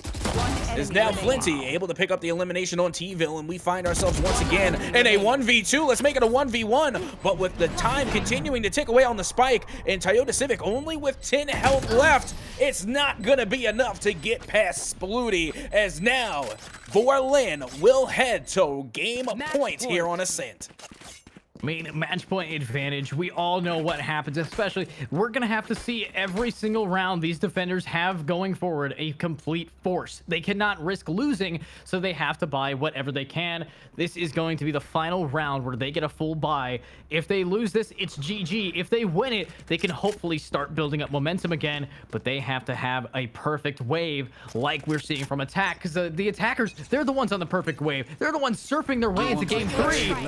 And here comes the tour de force. Whiteout has to back it up. He does not want to get peeked here, and it's about time that we see Toyota pushing in through market instead of behind them. Well, now Toyotacivic going to be hiding inside of the Omen smoke. Again, has a pretty good read on where this Vorlin team is. And now they're going to go for the full rotate, it looks like. They are backing off of the B site and are going to be making their way back over towards mid. And again, that was a very quick rotation, as now it's going to looks like to be a full send over towards A, but Toyotacivic able to get a good read and an early elimination on Splooti, who, need I mind you, is the top fragger right now for Vorlin. I mean, wow, Chili's is able to get another pick, but look at Whiteout. Look at his positioning. He's on top of the generator, and he's tracing out some heads. Clean shots coming forward with Hash. Now, pushing right onto the spike, and he's going to get taken down by Whiteout. This is the momentum they need. Vorlin, you got to be the man where your team is named for. And that's one, but there's no time. Spike is going to get defused, but that is so much economy taken away from these defenders, and I think attackers might love this for themselves. Yeah, well, I mean, I guess all comebacks have to start somewhere. Okay, so that's where we're going to start it off for the side of Tvill. Still a very tall mountain to climb here, but you know, we're still here in Ascent. You know, that could have very well been the last round of the map, really. And yet here we remain, still going between these two teams. And like you said, the econ still very much in the favor of Vorlin as we get ready to get round number 18 underway. Nope, and Tvill is able to get shut down. No Guardian, no problem. Hash able to get trades before dropped by Toyota himself. And now it's just going to be, again, 4 against 3. Make that a 3v3 with Whiteout able to get one more before he's able to bail. What a player, but can he do more? He's got it, he needs it, and he wants it. And does Chili's want to fight it? I love this. They're just showing each other eyeballs. But can they see who's going to take it? That's right. Chili's takes that, leaving Toyota onto site, and Jaxys in mid. Spike has to get planted eventually at some site, and it looks like they're going towards A. And Chili's gonna be shift walking their way, but that fire shot will expose where they are now. It is clear that they're gonna be coming from the mid with the spike in tow. And now again, shift walking, trying to get there slowly but surely. Jaxys, of course, going to be in towards heaven. Toyotacivic now making their way towards the door. Again, do they have enough time to be slow walking this the whole way through? Only 30 seconds remain, and Jaxys still in heaven is turning away right as they were rounding the corner. And now it looks as though they're going to shift walk their way over to B. And I think they gotta shift their way over just a little bit here with Chili's especially. I mean, it's kind of obscure to see these attackers just walking in circles, just absolutely walking in circles. But that's what the map of Ascent gives you. Now it is going to get a bomb to be planted, and now with 40 seconds remaining on the clock before that bomb goes tick tick boom, are we going to see these 2v2 win the round? We got Chili's here. He's anchoring inside a CT entrance, and he's ready. Jaxys making a little bit of noise. He knows that there's two here, and Chili's is gonna swing out, taking out one. Goes for a little bit of an overheal, just enough so we can't get one tap through a wall. But is it gonna be enough to actually clutch the round? We have Toyota. He wants this. This could be the end of the game, and he needs this. He's pushing in, and Vorlin, the man, the myth, the legend, bringing it back this game. And now let's move into game 2 on the map of Haven here. But first, let's talk about that Ahsoka. I mean, I don't know what to tell you. Again, it felt as though that Tvill going into that matchup was a little bit less than serious in the first couple of rounds. It seemed as though they were playing with their food again, and they started to choke on it. Vorlin, they came back, and they were able to punish, and they were able to punish heavy. And they were led, of course, by none other than Splooti, finishing out that game with 26 kills, 12 deaths, and 5 assists on the board. Splooti definitely leaving the charge there for Vorlin. Yeah, leading the charge with 26 and 12, as you said. And I love how you phrased it, playing with your food. And this time you accidentally stab yourself with a fork. I mean, what is going on with these guys? We saw Toyota in the early stages go for 360 no scopes and all the fancy things, and it was just shut down every single time. Yes, Whiteout last alive, always trying his best to get the picks, but I mean, you got to chop it up to just a little bit of a diff here. Yes, we had a Viper and Astra, a double controller meta on the map of Ascent. It allowed you to try to make sure that you did not have your util get burned, but the only people getting burned was everyone on your team. 13-5, a complete switcheroo for the team Vorlin minions. And I think we do have a little bit of one more break going on here in Ahsoka on the map of Haven. It's got 3 sites. We're into game 3. Who's going to be taking it? Give me your best prediction. That's not fair, dude. Come on. I love giving you. Come on, tell me. Oh, because my goodness. I think everybody's going to have fun. That's what I think. No, everybody is going to have fun because Haven is, again, in my opinion, like the default Valorant map. All is fair and all is square on Haven because, again, every single team should be more than familiar with it. Literally probably the most hours played on it. And again, it's just the probably like the most common map to play on even in ranked. So there's literally no excuses. Everybody should be able to play top notch on Haven. Now, granted, there are those 3 plant sites. So again, there's a little bit more versatility on the side of the offense, but at the same time, both of these teams should be more than prepared to handle it. With that being said, I think Tvill is going to come in with a little bit more veracity. I think they're going to take this team a little bit more seriously, and I think they're actually going to put their best effort forward. So if I'm being put on the spot and I have to choose, I'm going to say Tvill takes it on Haven. Awesome. You know, I said the same thing for Ascent, and they got 13-5. So let's see if Captain Ahsoka is capping today. But first, we're going to take a little bit into the next game here. It's, of course, going to be the map of Haven. 3 sites and only 2 teams. One comes out with a mystery box prize here. So, honestly, I can't wait to see it.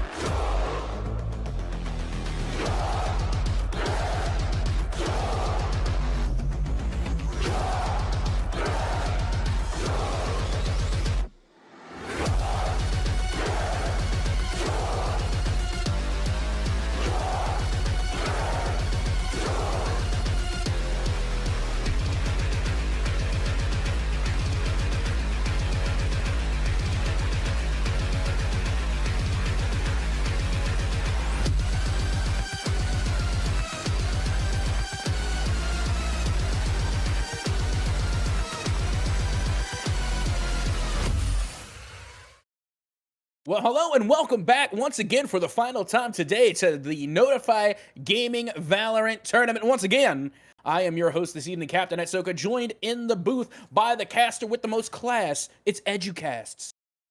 Absolutely lovely to be here, joined by the best absolute captain. You know, you steer the boat here. You're the host of this. And I got to hand it to you. You've been doing a great job. Now we're getting into the map of Haven. We talked about it a little bit right at the end of the map, of course, Ascent. But this is, as you put it, Mr. Captain Etsoka. It's a map where you got to default. It's just pure Valorant in its raw form, and I'm excited to cast it, especially since we're going to see a lot of split plays, 2v2s all over the map. Hopefully we can capture that all and give you guys the best commentary over it, but hopefully, let's see what's going to go on. Captain Ahsoka, what do you think is going to happen here?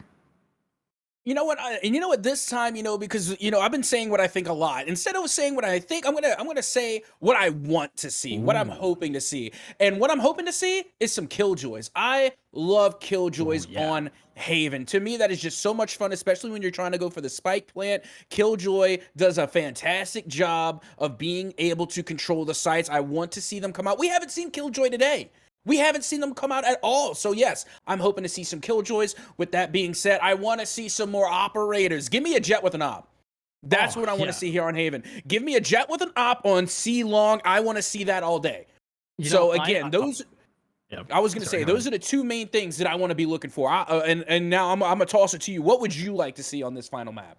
You know, I love the operator, but honestly, I have been seeing one of the weirdest metas on the map of Haven, and it is just constant Stinger. The Stinger. It is not the best SMG, but inside a sewer, it can get 5Ks every single time. I want to see, just anytime it's an eco round, I want to see the Stinger come out. You want to see the big guns operator? I want to see the tiny little bumblebee, okay? I want to see that Stinger. I want to see if anybody's allergic to these kind of bugs, but let's gonna see what's going on here. And honestly, Etsoka, I mean, looking at these two teams, you said that you had your money, of course, on to Tvill, but I'm gonna put my money here right down Vorlin's minions. Yes, I know I was a Tvill fan at map 1, but they kind of got wiped there. So into agent select we go, I hope, and let's just see what's going to move forward. But looks like it did not go. But let me just say, what we do have, of course, is all of these people. Again, the weapons of choice. You want an operator, I want a Stinger. You want a Killjoy, I want a Sky. I really think Sky's good on this map. You get all the info. You get a dog up onto that A site. So you tell me, I mean, out of every single initiator, who do you think is your favorite so far? Especially with the new KO buffs, Sky nerfs. Everybody's getting a little bit of a difference in the game. Now, you see, again, I'm what they call basic. So, like, my favorite initiator is Breach. It's always going to be Breach. It was the first initiator I was introduced to. I like the robot arms. I think they're a cool character, especially with the whole Norse thing. Breach, to me, is definitely going to be... These players are not putting their all into it. I want to see, of course, Astra. I want to see an Omen. I want to see maybe like a Neon. Ooh, God, Neon on the map of Haven. Now that is exactly what we want to see. But, I mean... with all of those names being said, you look at these players, and it's 10 different players on both the team. Of course, you got Tvill Fans versus Vorlin's minions. And if you're seeing how these guys' playstyle is, who do you think would be taking up the duelist role? We've seen them kind of switch back and forth, but I'm really excited to see Toyota. He's been on duelist for a little bit, but Splooti, he can kind of flex a little bit. So what are you thinking from these players, like just from what you've seen so far today? I've seen so far, it looks as though that Vorlin is going to continue going with the double duelists that they have been since jump, and honestly, we haven't seen a lot of the initiators come out. Like in the last match on Ascent, we literally didn't see a single initiator from the side of Tvill. I think they are going to come into this match with an initiator finally. I think they learned their lesson, but when it comes to the duelist, again, we've been seeing the Jet Reyna combo, and I wouldn't be surprised if we see it again here on Haven. With that being said, I do think that the duelist is going, like, not necessarily the duelist meta, because again, we're in the initiator meta now, but I think we're going to see maybe another possible double duelist come from the side of Vorlin. Yeah, so let's see what is going to move on into this map. And of course, Etsoka, I mean, I love what you say. You got a great mind here for all of these, and I just want to see how these players are going to put that together, but I think we might have to wait to find out. So Yep, that we will. We're having a little bit of a tech issue here, but like I always say, if you're coming to watch an esports tournament and you don't have at least one tech issue, it's not going to be any good. So do not go anywhere. We're going to take a short break, but don't worry. When we come back, we will have some more Valorant action for you right here at Notify Gaming. Don't go anywhere.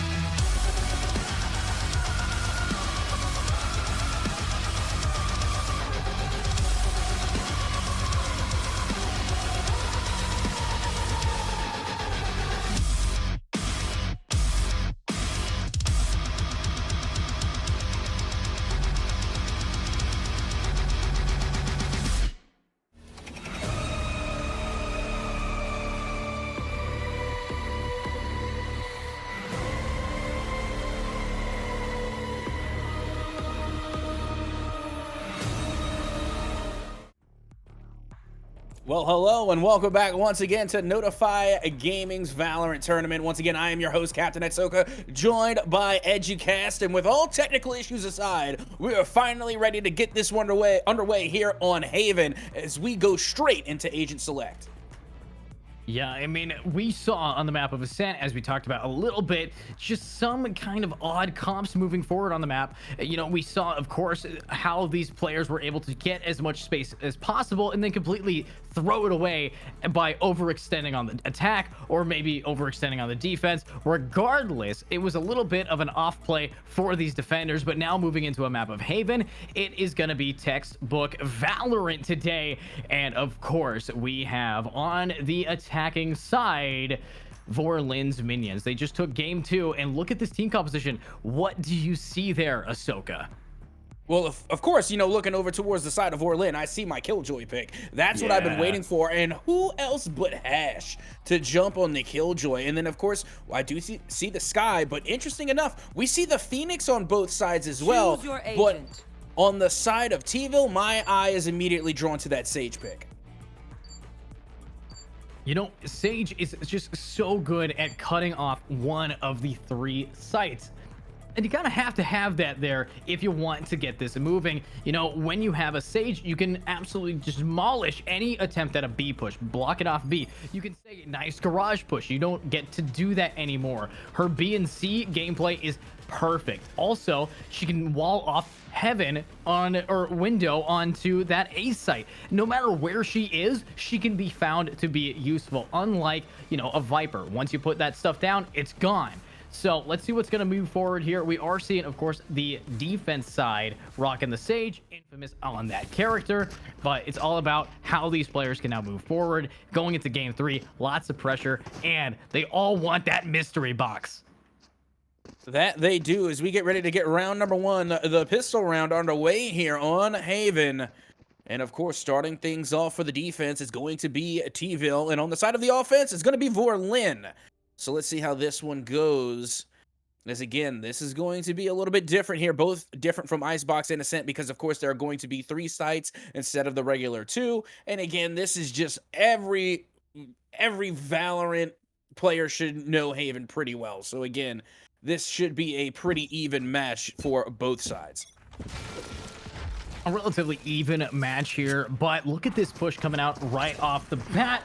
We're looking at Vorlin holding W, trying to get in. They aren't going to shoot that trip. Instead, say, it got nerfed, doesn't slow us enough. Whiteout's able to take out Splooti and Jaxys. He's got this. He's ready to get 1, but can he get 2? He reloads his ghost, and he's going to swing out the left-hand side. Beautiful shot onto Hash, and Flinty is able to pick off 2, but he's the last man standing here, and he doesn't even have the spike. Yeah, not a lot of help to work with either. That should be an easy spray and pray coming from Tvill with the frenzy. And there you have it. They're able to take round number 1 and win with the pistols as we get ready to head into round number 2. Already off to a good start is the side of Tvill. Yeah, I mean, a beautiful start for Tvill. Already looking like a wonderful attempt at pushing forward from this attack, getting absolutely squandered by the defense, crushing them every single chance they get. And I think they're going to continue to want to do that. But here we do have, of course, Tvill. He's got himself a bot Spectre, and it is going to be a moderate split push into him. They do spot 1. Toyota's got the flashbang. It's all about holding it. Yep, already you can see Chili's being able to get that elimination on Toyotacivic thanks to the kill feed over there towards mid, a little bit over towards garage. And now you can see it should be a full A push coming there from the side corridor. Tvill still there and lurking, but no full commit yet coming from Vorlin. They're going to back off.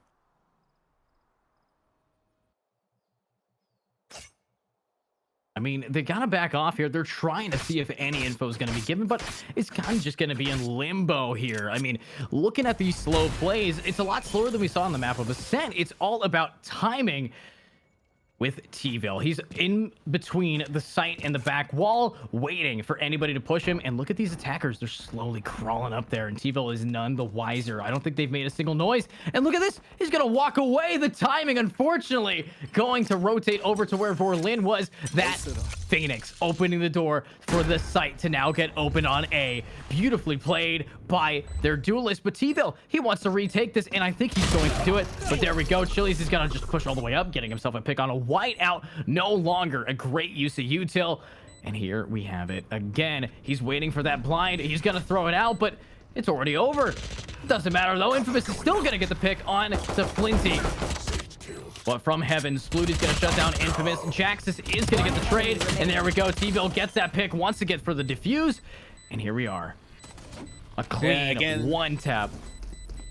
And that's really all it took, honestly. Like, again, just the overwhelming presence of the Spectre is what came in to save the day for the side of Tvill, as they're able to take round number 2. And now here we go, round number 3. We are headed into the bonus round, as we should see a full one. The smoke down in towards garage. There goes the molly, and now the return from Tvill, able to get that elimination onto Flinty. But will it be enough? A 2v1 now, as Tvill goes for the retake, and now a 1v1 will be all for naught, as Splooti will be able to clutch up and win the round for Vorlin.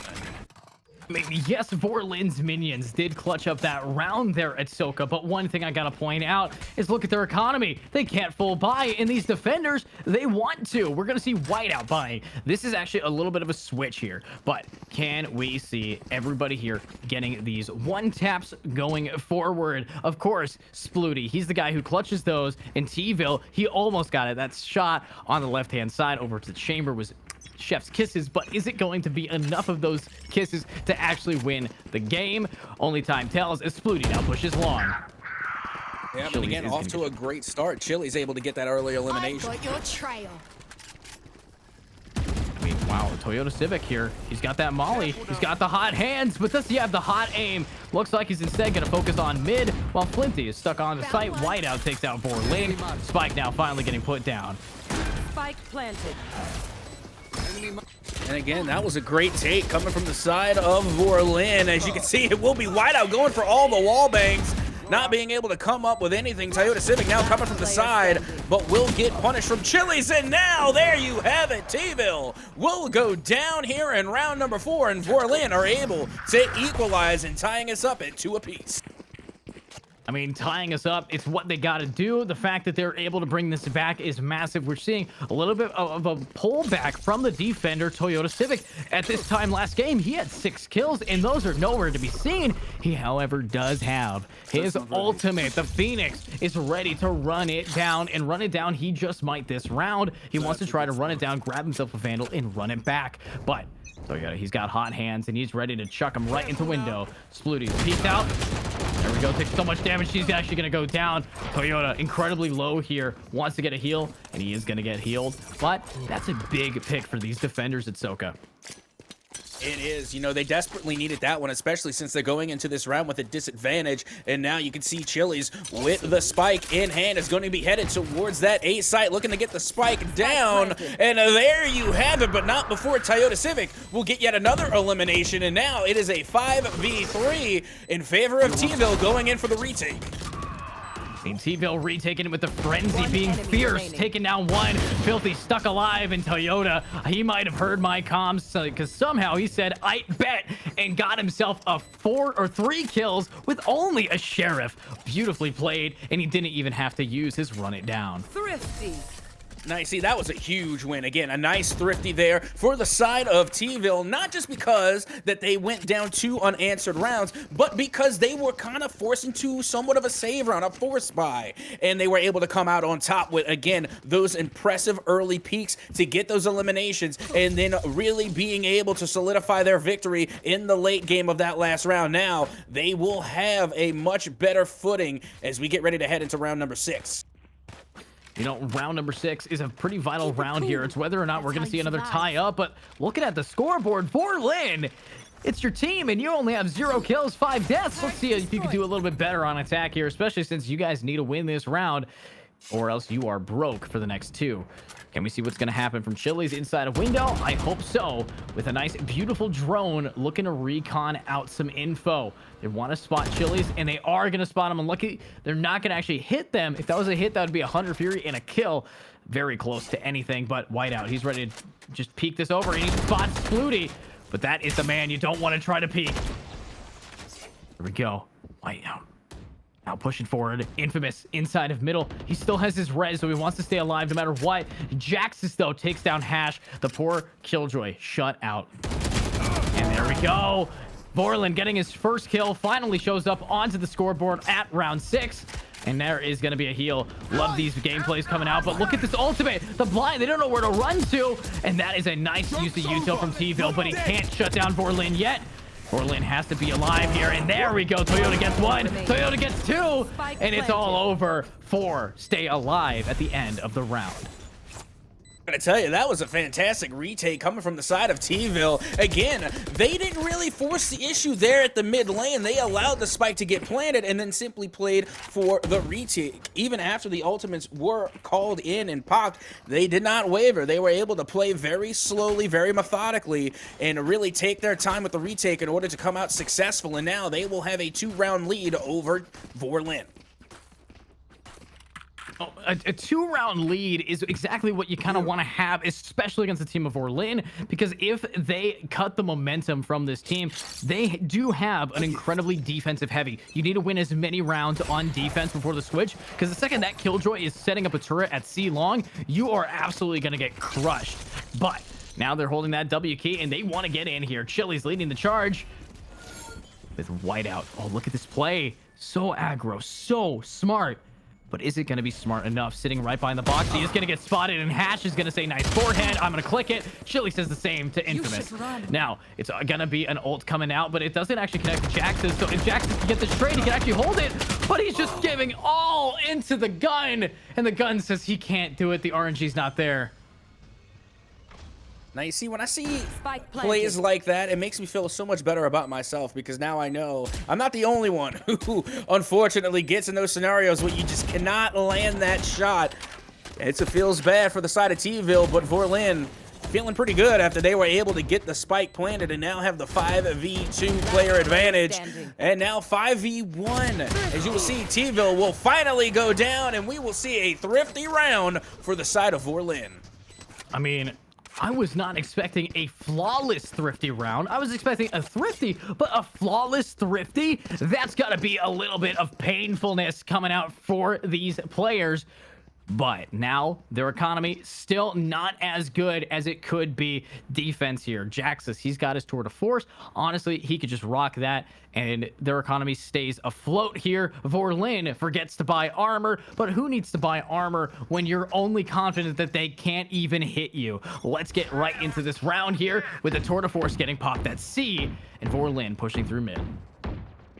Yeah, and honestly, they've been having some good success over here towards mid, which is why I think on the side of Tvill, they're going to start watching a little bit more cautiously over towards the mid site. But now you can see Toyotacivic able to keep a close eye on the A side as they're able to pick up that early elimination. And now we will see a player advantage go to the side of Tvill for what feels like the first time in a while.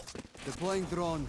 I mean, Tvill, they're bringing this game back, but can they actually continue this momentum, especially with Infamous just walking right into Hash's crosshair, goes down, and now it's going to be an ultimate over on that C site for the Omen. The shock dart, a little bit of a combo ulti.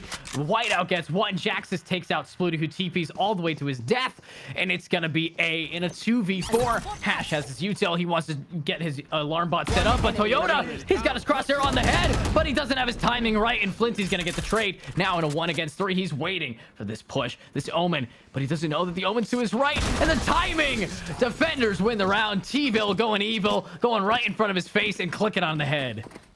Yeah, and honestly, that was nothing short than just a player advantage towards the late game. There was not much, unfortunately, that Flinty could do in that scenario. Don't get me wrong, if they were able to pick off, all 3 remaining players, then great. That would have been absolutely insane. I just, again, did not see it happening. And again, when you're going up against Tvill there at the end, they're going to be able to click heads like it's no one's business. So now, as we get ready to head into round number 9, once again, we should be able to see a significant buy coming from both sides. I've got your trail. A massive buy comes out. Also, we have the Seekers pushing forward. Jaxys has to TP away. He does manage to do a little bit of damage, but the Seekers just got to eat them up, and he had no idea. But Vorlin gets himself one, while Infamous gets the trade onto the other. Beautiful plays by the Sage. He still has his res, of course, so he can try to pick up the Sova. But there we have Jaxys taking down Splooti, and he's ready for some more. Flashbang comes out for Flinty, but he blinds himself. And Infamous, turn around, Infamous! Oh, it's all for naught. What a pick. Flinty gets shut down. And now it's up to Chili's, who's inside of Garage, trying to do what he can. But oh no, it's timing. And it's time for him to get 1, get 2. But he can't get a 3rd. Beautiful play by the Sage. A triple kill in total.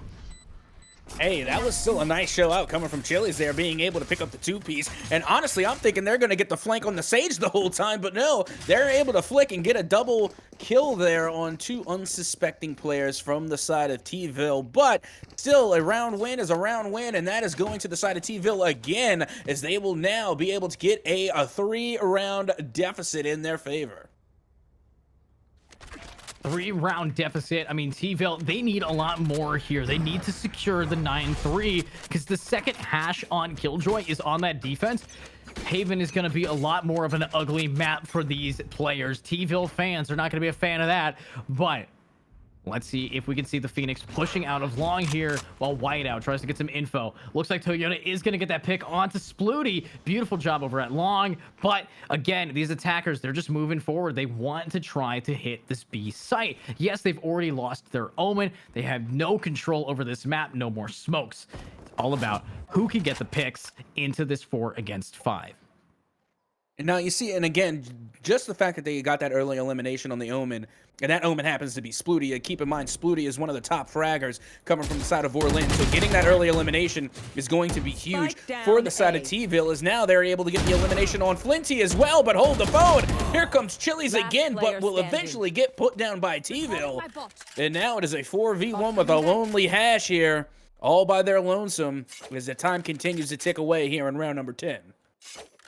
You know, it's not a great position to be in, especially if you're a killjoy. You don't have the initiation power like an initiator or even a smoke to cover the bomb. All you got is a little bit of a bot to hold 30 seconds you left. in the night and try to give you some company as you save inside of your own spawn. It's definitely a little bit of a save round for him, but I mean, what more can you do? 20 seconds on the clock. You can't push that. You got yourself a Vandal, but you don't even have more than 400 credits. Yeah, and again, there's really not much that they can do. Like you said, 10 you know, for the seconds side of the Killjoy, they got the alarm bots and the turrets, but again, nothing much going as far as initiation or control. So they're just gonna have to save the Vandal and save the Econ. Also, all the while, you know, denying any extra Econ for the side of Tvill. As again, if they were just to try and run out and go to all John Wayne and guns a-blazing, more often than not, you're just going to give away a free elimination to the other side and that extra econ that goes along with it. So, again, smart save coming from Hash as we get ready to head into round number 11. And unfortunately for Vorlin, they will be still sitting at a 4-round deficit. You know, 4-round deficit so far. We love to see this for the side of Tvill Fans, but honestly, Vorlin, the player himself, is going 2-9 on Phoenix. I love Phoenix on this map. What are you doing wrong? It tells me that you got to just get in there and start getting these picks. Jaxys has been anchoring it down. Toyota, very aggro on his Phoenix, but are we about to see a Phoenix diff here? The timing of the essence. Vorlin's gonna give away his position, and there's gonna be the diff. It is gonna be a trade though. So, and again, a 4 against 4. Flinty takes out Whiteout, and C-Site is gonna be under control of these attackers unless Jaxys has anything to say about it. There's the ult, the run it back, the run it down, and that's gonna be a little bit of a headshot onto one, but for Splooti takes him down. Flinty goes away, and Splooti, he's on a 2K. He wants to get these final 2 kills.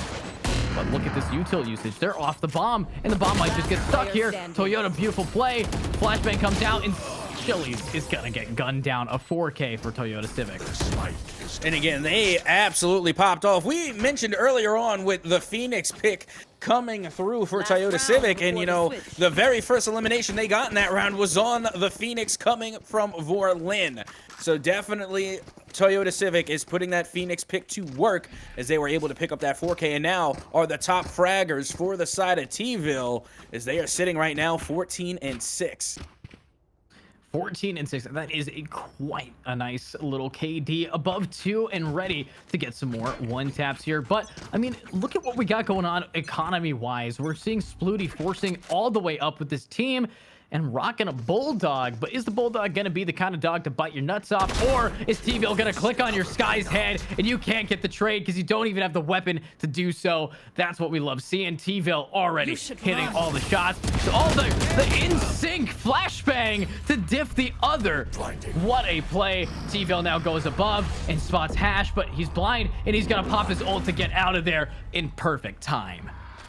Yeah, I think they really needed that one. They were definitely stuck between a rock and a hard place as the push was coming through from the side of Vorlin. The spike does go down on A, and now once again, it's all about the retake. As you will see, Wipeout going to be playing in heaven here, calls out the drone, trying to get a little intel to work with. The rendezvous does pay off, coming from Chili's, but they will sustain a good amount of damage for it. Infamous now going to be aiming down, trying to pick up the elimination as Whiteout is able to go down low and get the elimination on Splooti. And now all that remains is Chili's, and that should again be a round win in the favor of Tvill. And that is not only a round win, but it's the last round win. And look at how many times these attackers were able to defuse the bomb. I mean, that alone, they knew how to retake. So, with the new switch, the 9-3 curse, yes, we now see the Killjoy. It's on defense. Vorlin, yes, you did not do what you needed to do on attack. You weren't able to get in there. But on defense, Vorlin's minions, you guys have this, and you need this to try to bring it back. We saw them almost do it last round, or last game, and I think they might have it in them to win this mystery box. But it's about how they can actually get this pistol round down. If pistol round goes to attack, it's going to go GG easy, no economy, guaranteed match point. Who's going to get it first? I mean, that's really what it comes down to, is who's going to be able to take advantage the earliest. And so far, we have seen Tvill show up and deliver. So now, let's get the first round of the second half underway. As you can see, Hash going to be watching C-Long, and definitely that's where it looks like the push will be going. As you can see, all of Tvill will be centralized around that C-Long push. And here it comes. The recon dart is out. And now Hash having to back up just a little bit to try and find some help. Vorlin able to pick up a two-piece onto the C side, and now the exchanges and the trades will come through, and it is a 3v2 in the favor of Vorlin. As you can see, it will be Tvill to finally get the spike down on C. Almost in lineup. Oh, and it was almost there, but now Flint is going to get one, but he can't get another. This is a road to an ace, but it's all over. Toyota gets shut down. Flinty with the frenzy, bringing his teammate back. That was so close, 53 HP, but if only we saw Infamous hit those shots and get them down. And look at what we have. Toyota, first round, has his ultimate already. Yeah, again, Toyotacivic definitely popping off for their team and definitely leading the way and leading the charge for Tvill, not just in the first half, but clearly in the second as well. And now, as we get ready to get underway here in round number 15, Vorlin definitely able to step up in a major way by trying to turn things around and get that early pistol round. Yeah, I mean, that early pistol round, insanity to secure, especially with a clutch against Toyota. He was on a 4K and he wanted that ace, but we have C-Sight, and they already have their ultimate. Look at Toyota. He's ready for this. He's just going to run it back, run it down, take out all the util for the Killjoy, who panic uses all of it. But there we go. Vorlin walled off inside of garage, cannot push forward, doesn't even have a flashbang to throw over, but he is going to chuck his Molotov, and it's not going to get past anything. I mean, this Phoenix here, he needs to try a little bit harder. Luckily, Hash is on his team, able to get those entries, get himself one. Toyota gets himself two.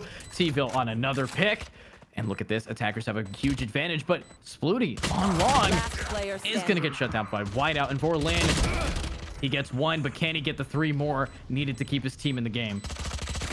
Now, you see, that was funny just because I was wondering where Whiteout was the entire time. You know, we're talking about Toyotacivic, you know, Tvill showing up in the conversation, but remember, Whiteout was popping off the most earlier on in games number 1 and 2, and I'm wondering, where are they at here on Haven? Sure enough, they were going for the long flank, and they show up at the bitter end of the last round, being able to only help solidify that victory as we get ready to head into round number 15.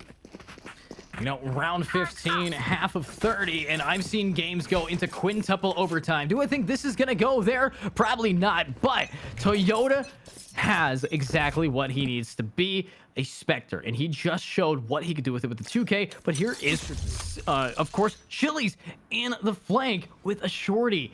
This angle, of course, might actually be all for naught, and he's just gonna be teabagging and get one tap by a Phantom, completely thrown away like the trash that these attackers think he is. But oh my god, Toyota's not done. He wants another. Flinty wants more. And they can't get it. It's all up to a shorty using Phoenix, who is going to be looking up instead of down. But he just walks around it. Perfect timing for himself, honestly. But they still know where he is. And Vorlin, is the shorty gonna be enough? No, it is not a flawless round. I wish we had replays enabled because I want to see what that Chamber was thinking. I want to ask him right now, Chamber buddy, why have that button bound and why spam it 5 times and then die? There's nothing wrong with some good old-fashioned tactical crouching. You know, that was all for the meta. That was 100% proven tactical crouching mechanic, and it is viable in Valorant, apparently, for the Chamber at least. As you can see, it did not pay off that time around, but still, it has its uses as we get ready to head into the next round. And again, we will see that it is Tvill only 1 round win away from going on to match point and tournament point here on Haven. Joke's over. You're dead. I mean, that is a beautiful ultimate. This is a second ult in 3 rounds. What is going on with Toyotacivic today? He is popping off. Luckily, though, Chili's and Vorlin are there for the trade. and that's going to be a 2K down with his ultimate. He's going to get sent all the way back with full money, but there we go. Whiteout gets one, and he's all but done. What a position to be in if you're defenders, able to get all of those picks beautifully. And I mean, the amount of back and forth that we're seeing from these teams is kind of staggering to me, because I did not expect for a guy, Chili's, to be doing things like saying hi to the camera and dying into immediately getting himself some picks. It's just, it feels so weird, the juxtaposition here at Soka. Oh yeah, and I can't wait to get the next round, only because I see the Odin coming out for Hash on the Killjoy. That is going to be oh so much fun to see, especially since you're seeing that the Killjoy is going to be holding up more towards the garage there in the double doors, and that should lead to some pretty good exchanges. But although the push does look like it's going to be concentrated over towards the A side, as they're able to get that early elimination onto Splooti, and it looks like the commitment to A is where the spike will go. But also, Vorlin will pick up on that, and they will rotate around, but not before Toyotacivic will pick up yet another kill to only pad the stats even further. Wow, I mean, padding the stats is one thing, but a complete wash. Hash does have, of course, the Odin. He gets that one pick. He wants to get some more, and look at this turret placement. Able to get absolutely obliterated within the first 3 seconds of it being alive. Luckily, Hash, with that Odin, is getting himself 2 picks, but it's up to Chili's here, who has a Phantom, but is he just going to become a Phantom? I think so. Oh, yeah. Instant Phantom just now. Sent directly to the graveyard, didn't pass go, didn't collect $200. That's it. That's a wrap. That's the end of the round. And now, here we have it. Tvill will be on tournament point. Only 1 round away from taking it all, as we are about to get what could be the final round underway.